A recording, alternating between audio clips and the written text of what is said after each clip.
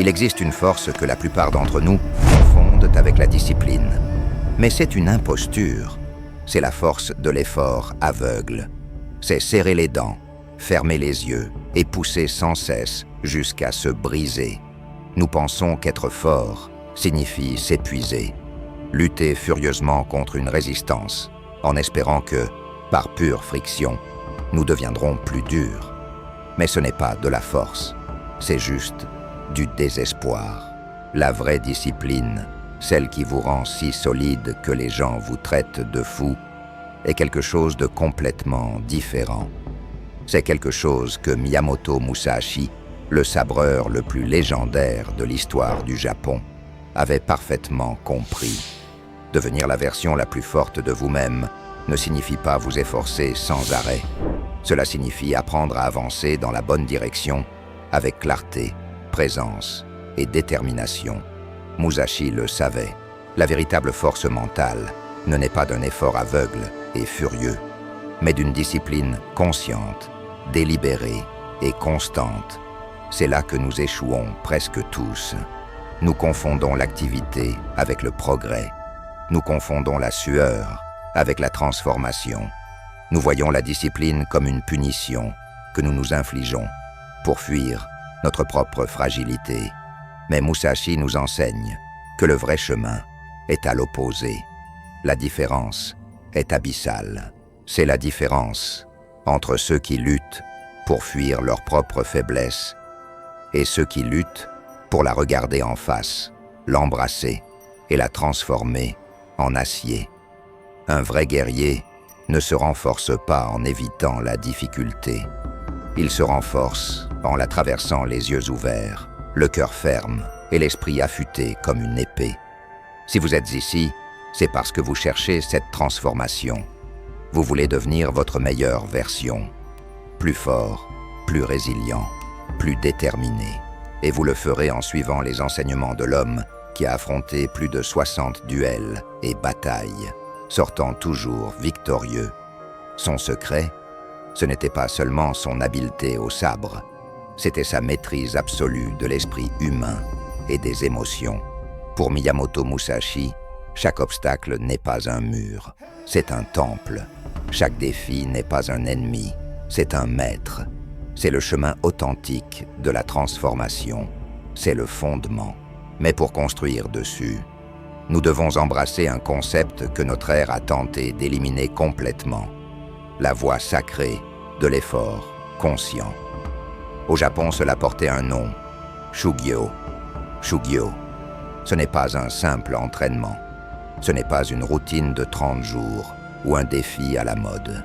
C'est une immersion totale dans la dureté de l'existence. Le Shugyo, c'est l'art de garder son calme quand tout autour de vous hurle. C'est voir dans l'obstacle non pas une barrière qui vous arrête, mais un maître qui vous enseigne. C'est un engagement à vie envers l'inconfort. Notre époque a déclaré la guerre à l'inconfort. Nous avons éliminé la lutte de notre quotidien. Nous avons conçu chaque aspect de nos vies pour éviter la moindre friction. Trop chaud? Vous appuyez sur un bouton. Trop de silence? Vous remplissez l'air de musique ou de podcast. Trop d'efforts? Il y a une application pour ça. Mais avec chaque confort que nous ajoutons, nous cédons un fragment de notre forteresse intérieure. Nous oublions que la douleur est le feu qui forge la lame. Nous oublions que sans une pression immense, le diamant ne devient jamais diamant. Miyamoto Musashi, le guerrier qui a remporté plus de 60 duels sans jamais être vaincu, pratiquait chaque jour la calligraphie, la peinture et la méditation. Pensez-y, l'homme le plus redouté du Japon, passant des heures à tracer des caractères avec un pinceau. Il ne le faisait pas pour passer le temps. Il le faisait parce qu'il savait que la précision de l'épée naît de la précision de l'esprit. Un trait tremblant, un mot écrit sans concentration. Tout cela révèle un cœur hésitant. Et un cœur hésitant, sur un champ de bataille, meurt. Le Shugyo nous ramène à cette vérité fondamentale. Musashi nous rappelle que le véritable ennemi n'est pas l'autre combattant. Le véritable ennemi est le moi non entraîné. C'est cette voix intérieure qui murmure. Pas aujourd'hui, pas maintenant, tu n'es pas prêt. Chaque fois que vous écoutez cette voix, vous renoncez à une partie de vous-même. Mais chaque fois que vous l'affrontez, même si ce n'est que pour un instant, même si c'est juste pour faire votre lit ou résister à une distraction facile, vous vous rapprochez de votre vraie nature. Voilà pourquoi le Shugyo commence, lorsque vous décidez de ne pas attendre de ressentir de la motivation, mais d'agir quand même. Pratiquez même lorsque tout en vous pousse à l'éviter. Voulez-vous devenir mentalement imparable? Commencez par ce qui vous fait le plus trembler. Entrez dans le silence. Restez dans l'effort. Affrontez le malaise sans négocier avec vous-même. Quand l'alarme sonne, levez-vous. Quand le moment est difficile, agissez. Non pas parce que vous vous sentez fort, mais parce que vous avez décidé de l'être. L'esprit du samouraï ne se forme pas dans les moments faciles. Il se forge dans les heures sombres, quand personne n'observe et que vous pourriez abandonner. C'est là que votre vraie force est née. Se lever lorsque l'alarme sonne, c'est Shugyo. Affronter le malaise sans négocier, c'est Shugyo. Mais la discipline aveugle, sans direction, n'est que du masochisme. Pour que l'effort ait un sens, il vous faut le pilier suivant, le Budo. La discipline seule ne suffit pas. Sans une direction claire, elle se transforme en pure souffrance, en masochisme. C'est ici que naît le Budo, la voie martiale. Et comprenez bien, le Budo ne consiste pas à se battre. Il consiste à vivre avec intention. Musashi l'a compris très tôt. L'ennemi extérieur n'est qu'un reflet de l'ennemi intérieur. Et pour vaincre cet ennemi intérieur, la paresse, la peur, la distraction, vous devez porter chaque geste de votre vie à sa plus haute expression. Comment vous vous levez le matin, comment vous mangez, comment vous parlez aux autres, comment vous écoutez. Tout est Budo, rien n'est trivial. Chaque instant est un entraînement. Les samouraïs ne quittaient pas le dojo, le lieu d'entraînement, pour retourner à leur vie normale. Ils transformaient leur vie entière en dojo. Entrer dans une pièce était un rituel. La façon dont ils prenaient leur baguette pour manger, la façon dont ils s'inclinaient, la façon dont ils marchaient. Ils ne faisaient pas cela par amour des règles ou pour la cérémonie. Ils le faisaient parce qu'ils avaient compris que la discipline dans les petits gestes forme l'esprit pour les grands événements. La guerre ne se prépare pas sur le champ de bataille. Elle se prépare pendant que vous lavez vos mains, pendant que vous écoutez en silence, sans interrompre, pendant que vous résistez à la tentation de réagir impulsivement à une insulte. La force mentale ne surgit pas seulement dans les moments de crise. Elle se forme dans les détails quotidiens. Pensez-y. Si vous perdez patience dans la file d'attente du supermarché, comment résisterez-vous lorsque la vie vous frappera vraiment? Si vous évitez un petit engagement aujourd'hui, comment affronterez-vous un échec majeur demain? Le Budo, c'est vivre comme si chaque instant était un duel. Non pas avec anxiété, mais avec une présence totale. Chaque rencontre, chaque tâche, chaque conversation est un champ de bataille où vous pouvez choisir. Réagir comme vous l'avez toujours fait, par impulsion, ou répondre comme un maître, avec intention. Vous pouvez polir chaque geste de votre journée à la perfection, vivant chaque instant comme un duel. Mais vous serez toujours dans un environnement sûr. Le vrai guerrier sait qu'il doit franchir une étape plus terrifiante. Il doit abandonner tout ce qu'il connaît. Il existe un autre niveau, car même la discipline quotidienne la plus rigoureuse, même le Budo, peut devenir une cage, une série de gestes vides, un rituel sans âme, accompli dans le confort de ce qui est familier. Alors, le guerrier abandonne tout. C'est le Musha Shugyo, le pèlerinage du guerrier. C'est le moment où il abandonne la sécurité et affronte l'inconnu total. Autrefois, les samouraïs quittaient leur foyer, leur maître, leur clan. Ils partaient seuls, sans destination fixe, à la recherche de défis réels, d'adversaires inconnus, d'épreuves inattendues. Musashi lui-même a quitté sa maison à l'âge de 15 ans et n'est jamais revenu. Il dormait dans les forêts. Il combattait quiconque le défiait. Il se nourrissait de ce qu'il trouvait. Mais ce ne sont pas les duels qui l'ont transformé. Ce fut l'incertitude, ce fut la faim, ce fut la solitude, ce fut l'absence totale de structure. Le Mushashugyo vous enlève tout soutien. Et dans ce vide absolu, vous devez découvrir qui vous êtes vraiment. Vous ne pouvez pas faire semblant.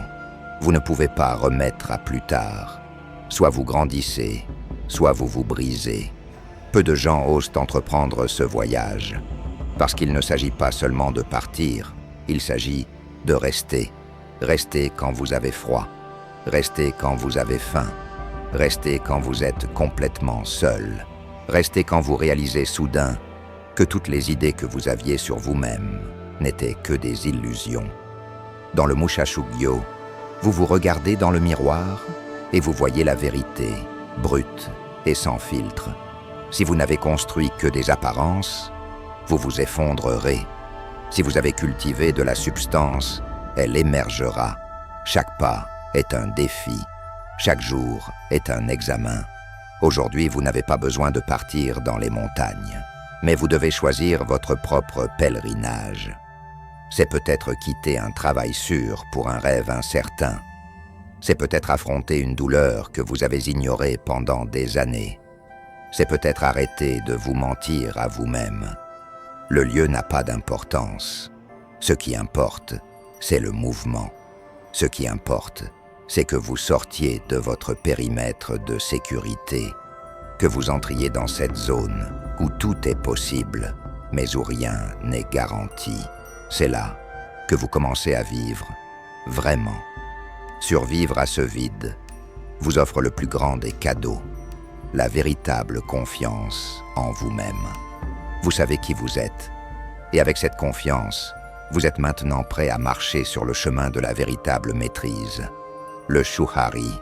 Si vous survivez à ce chemin, si vous traversez le vide du Mushashugyo, vous ne revenez pas comme vous étiez. Vous revenez différent, parce que vous avez découvert quelque chose d'incroyablement rare. Vous pouvez vous faire confiance. Vous avez tenu votre parole envers vous-même. Vous avez dit « Je serai là » et vous y étiez. Vous avez dit « Je n'abandonne pas » et vous n'avez pas abandonné. Cette confiance en soi est le don le plus puissant. Vous n'avez plus besoin de l'approbation des autres. Vous n'avez plus besoin de prouver quoi que ce soit. Vous savez qui vous êtes. Et cela suffit. Mais il y a une dernière transformation, le chemin final vers la maîtrise totale. Au Japon, on l'appelle Shuhari. Les 3 étapes de la maîtrise. Shu, imiter. Ha, rompre. Ri, devenir. Au début, vous entrez dans l'étape Shu. Vous suivez les règles. Vous copiez vos maîtres. Vous répétez les bases, encore et encore, jusqu'à ce qu'elles deviennent une seconde nature.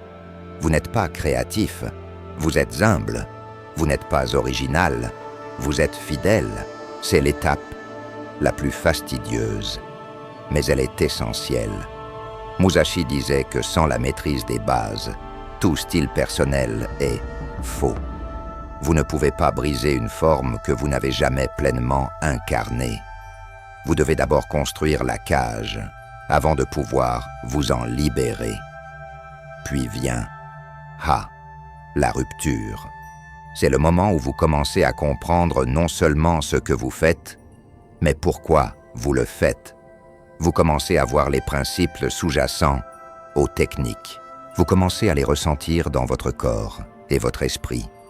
Alors, vous commencez à créer, non par vanité ou parce que vous vous ennuyez, mais par nécessité, parce que vous sentez que votre propre chemin commence à s'ouvrir. Vous ne marchez plus seulement dans les traces des autres. Vos propres pas commencent à laisser une marque.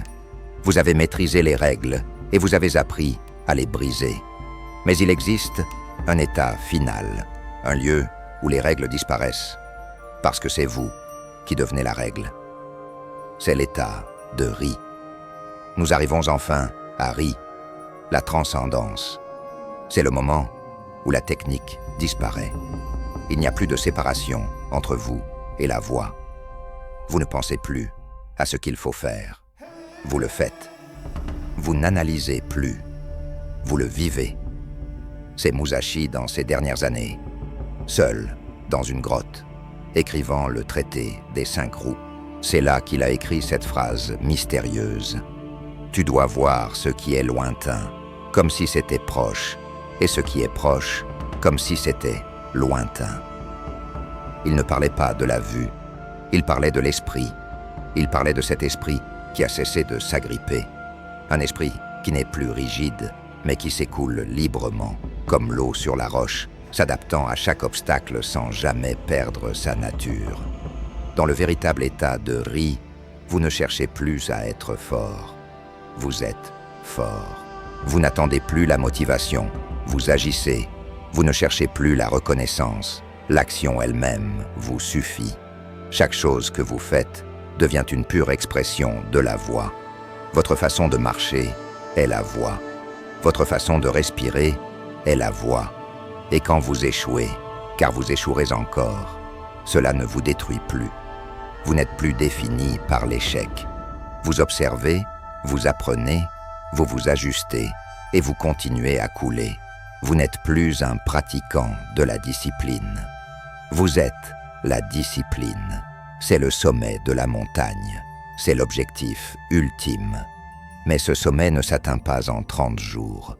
Il ne se conquiert pas avec un nouveau hack de productivité ou un défi viral. C'est un processus qui peut durer des années, peut-être même toute une vie. Et pourtant, cette vie entière commence par une seule décision que vous devez prendre aujourd'hui. Le chemin de Shugyo, Budo, Mushashugyo et Shuari est le travail de toute une vie. Mais ce long voyage commence toujours de la même manière, par une seule décision. Une seule, pas demain, pas lorsque vous vous sentirez prêt, pas après avoir lu un autre livre ou regardé une autre vidéo. Maintenant, aujourd'hui, choisissez d'affronter ce que vous craignez. Choisissez cette chose que votre esprit non entraîné vous supplie d'éviter. Faites-le. Et puis, faites-le à nouveau demain. Faites-le chaque jour pendant 100 jours. Sans excuse, sans retard. Juste l'action pure et simple. Parce que, comme le disait un ancien proverbe samouraï, la bataille de demain se gagne avec l'entraînement d'aujourd'hui. Comprenez bien ce que vous faites. Vous ne vous préparez pas à affronter une matinée froide ou une douche glacée. Vous vous préparez pour tout ce qui, dans la vie, pourrait vous briser. Vous vous préparez pour la perte d'un emploi, pour la trahison, pour la crise inattendue. Et vous vous assurez que lorsque le coup arrivera, vous ne serez plus la personne qui cédait dans le passé. Vous serez quelqu'un d'autre. Vous serez prêt. N'attendez pas que la motivation vous pousse. La motivation est un visiteur capricieux. Mais la discipline est un roc. Commencez simplement. Laissez la voile Ma elle-même vous transformer. Laissez-la sculpter votre esprit, affûter votre volonté et vous démontrer que tout ce que vous cherchiez à l'extérieur était déjà à l'intérieur. Et quand vous comprendrez cela, vous n'aurez plus besoin de chercher. Vous n'aurez qu'à marcher. C'est cela, le Shugyo. C'est cela, Musashi. Et cela peut être votre voix. Si ce contenu vous a touché d'une manière ou d'une autre, inscrivez-vous à la chaîne, activez la cloche et laissez votre commentaire ci-dessous.